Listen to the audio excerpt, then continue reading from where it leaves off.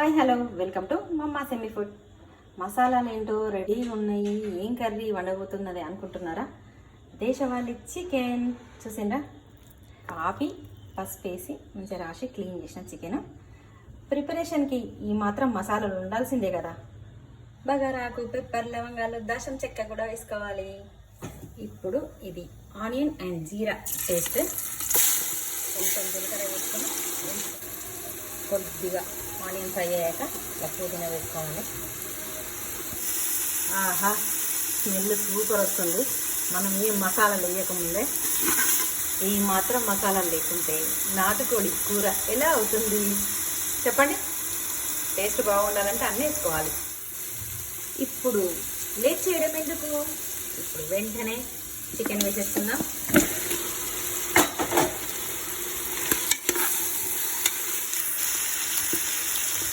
ఒక 5 minutes ఇలా మంచిగా ఆయిల్లో ఫ్రై చేసుకున్నాము. నెక్స్ట్ మసాలా వేసుకున్నాము. ఇదిగోండి మసాలా, ఇది వేసుకున్నాక ఇంకా ఉంటుంది స్మెల్. మంచిగా కలపాలి. ఇప్పుడు చూసిందా ఎట్లా ఫ్రై అవుతుందో? ఒక పాట గుర్తొస్తుందా మీకు ఇది చూస్తుంటే? ఆహా ఏమి రుచి అనరామై మరుచి, ఈ లెగ్ పీస్ తిన్నారంటే మీరు లోకాన్ని మర్చిపోతారు, అంత టేస్టీగా ఉంటుంది.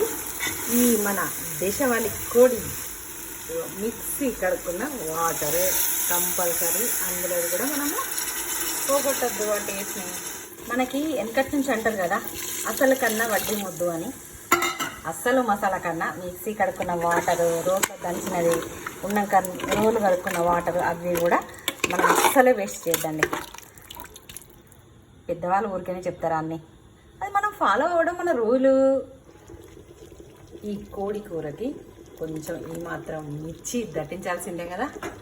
కొద్దిగా స్పైసీ లవర్స్ అయితే చాలా ఇష్టంగా తింటారు. ఆ మిర్చి వచ్చినప్పుడు వాళ్ళు లక్కీ పర్సన్ అన్నమాట. ఇలా సరిపోయాన్ని వాటర్ పోసేసుకొని ఇప్పుడు మనం విజిల్ పెట్టుకుందాం. అసలు అయితే కుక్కర్లో వండకుండా కూడా చాలా బాగుంటుంది టేస్ట్ ఇది. ఇప్పుడు కొంచెం తొందరగా ఉండడం వల్ల కుక్కర్లో వండుతున్నా. చాలా లేట్ అయిపోయింది, ఇప్పటికి 9 అయిపోయింది నైట్.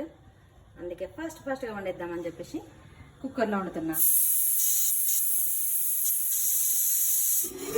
ఫైనల్గా కంట్రీ చికెన్ ఈ విధంగా కుదిరిందండి. Super taste. మీరైతే నా టేస్ట్ మిస్ అయిపోతున్నారు. మీరు కూడా ఇలా కుక్ చేసుకోవాలనుకుంటే మమ్మా సెమీ ఫుడ్ని ఫాలో చేయండి. Thanks for watching. బాయ్.